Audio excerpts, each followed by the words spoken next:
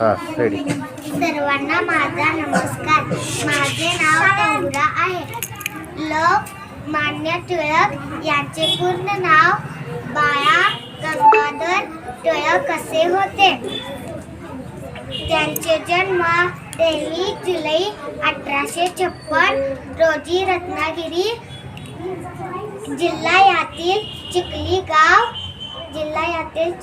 गाव येथे झाला.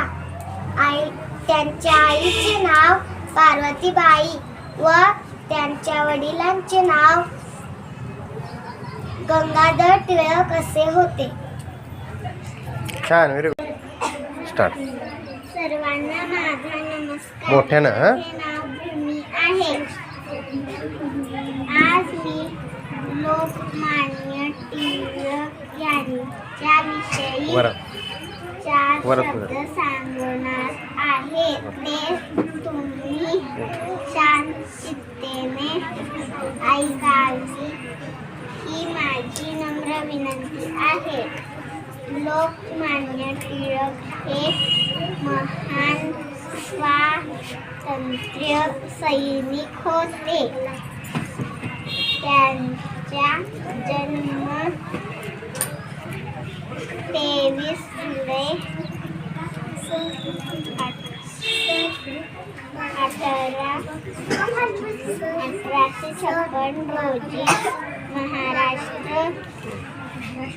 महाराष्ट्रात झाला.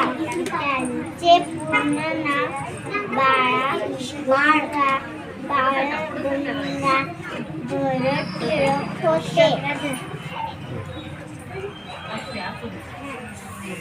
स्वराज्य हा माझा जन्मसिद्ध हक्क आहे.